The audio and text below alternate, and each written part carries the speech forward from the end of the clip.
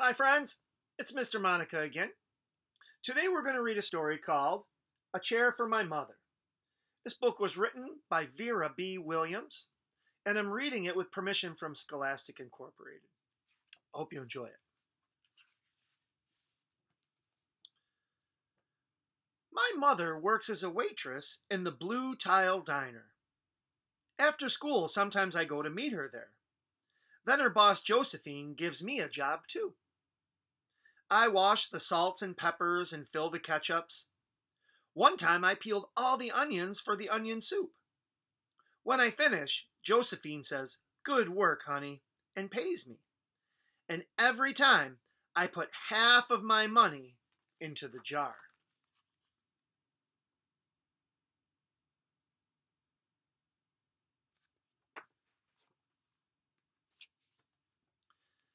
It takes a long time to fill a jar this big. Every day when my mother comes home from work, I take down the jar. My mama empties all her change from tips out of her purse for me to count. Then we push all of the coins into the jar. Sometimes my mama is laughing when she comes home from work. Sometimes she's so tired she falls asleep while I count the money out into piles. Some days she has lots of tips. Some days she has only a little. Then she looks worried. But each evening, every single shiny coin goes into the jar.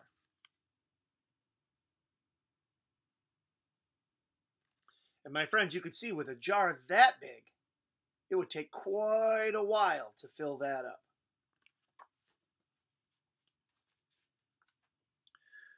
We sit in the kitchen to count the tips. Usually Grandma sits with us too. While we count, she likes to hum. Often she has money in her old leather wallet for us. Whenever she gets a good bargain on tomatoes or bananas or something she buys, she puts by the savings and they go into the jar.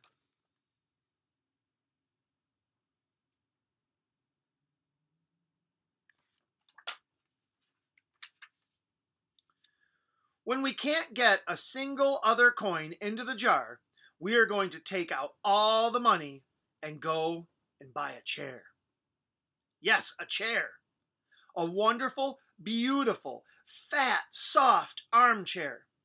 We will get one covered in velvet with roses all over it. We are going to get the best chair in the whole world. That is because our old chairs burned up. There was a big fire in our other house. All our chairs burned.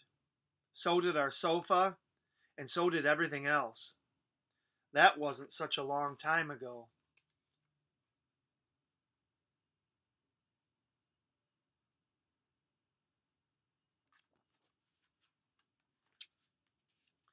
My mother and I were coming home from buying new shoes.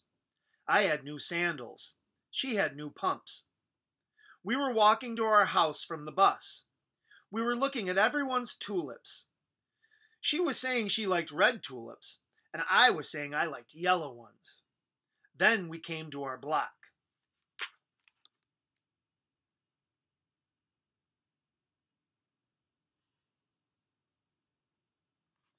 Guess which color tulips I would like the best?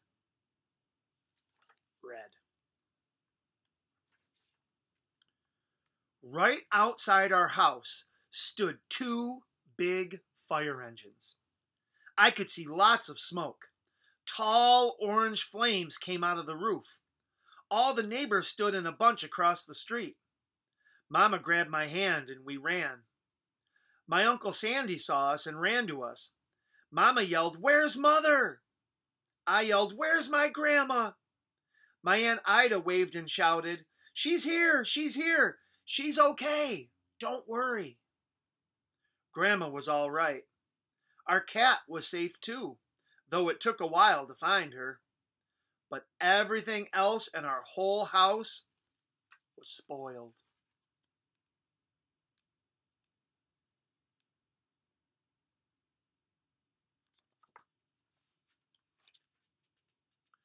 What was left of the house was turned to charcoal and ashes.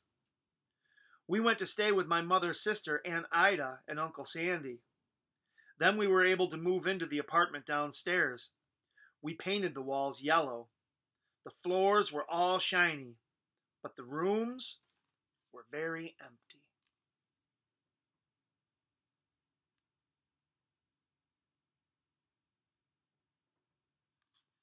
I can't imagine how that must feel to lose everything like that in a fire. Must be really sad and heartbreaking. The first day we moved in, the neighbors brought pizza and cake and ice cream. Those are nice neighbors. And they brought a lot of other things too.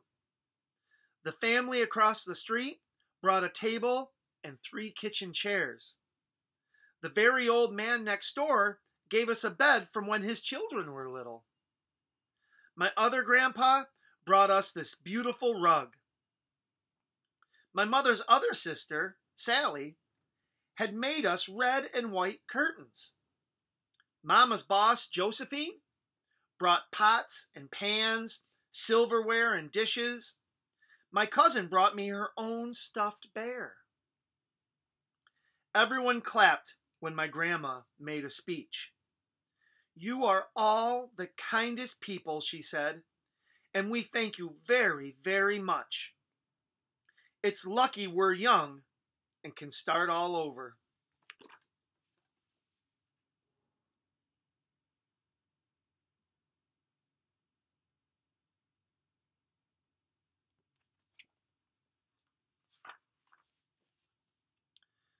That was last year, but we still have no sofa and no big chairs. When Mama comes home, her feet hurt. "There's no good place for me to take a load off my feet," she says. When Grandma wants to sit back and hum and cut up potatoes, she has to get as comfortable as she can on a hard kitchen chair. So that is how come Mama brought home the biggest jar she could find at the diner, and all the coins started to go into the jar. Now the jar is too heavy for me to lift down. Uncle Sandy gave me a quarter. He had to boost me up so I could put it in. Look at the jar now.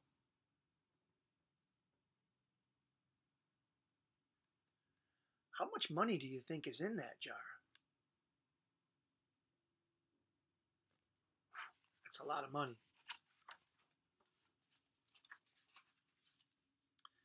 After supper, Mama and Grandma and I stood in front of the jar. "Well, I never would have believed it, but I guess it's full," Mama said. My mother brought home little paper wrappers for the nickels and the dimes and the quarters. I counted them all out and wrapped them all up. That must have taken a while. On my mother's day off, we took all the coins to the bank. The bank exchanged them for $10 bills. Then we took the bus downtown to shop for our chair.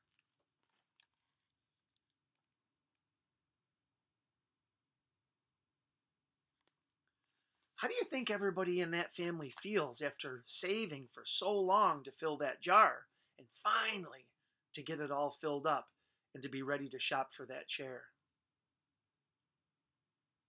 I think you're right. I think they're so excited. We shopped through 4 furniture stores. We tried out big chairs and smaller ones, high chairs and low chairs, soft chairs and harder ones. Grandma said she felt like Goldilocks in the 3 Bears trying out all the chairs. It's a good connection.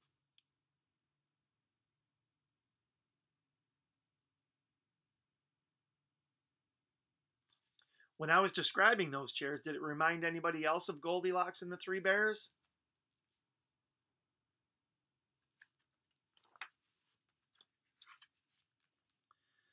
Finally, we found the chair we were all dreaming of. And the money in the jar was enough to pay for it. We called Aunt Ida and Uncle Sandy. They came right down in their pickup truck to drive the chair home for us. They knew we couldn't wait for it to be delivered.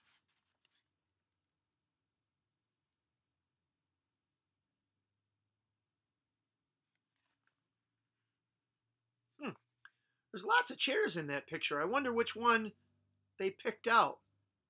Which one do you think they picked out? Well, let's see.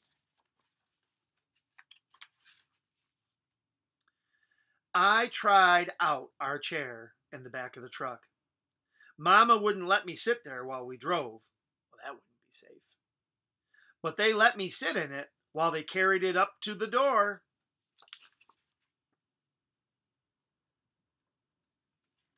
Was that the chair that you predicted?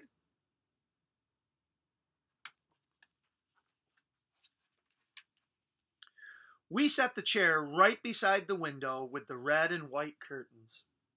Grandma and Mama and I all sat in it while Aunt Ida took our picture. Now Grandma sits in it and talks with people going by in the daytime.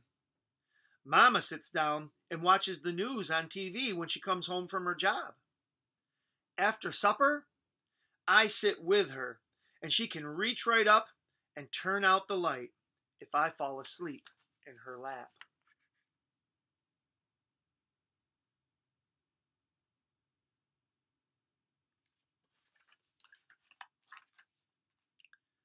The end.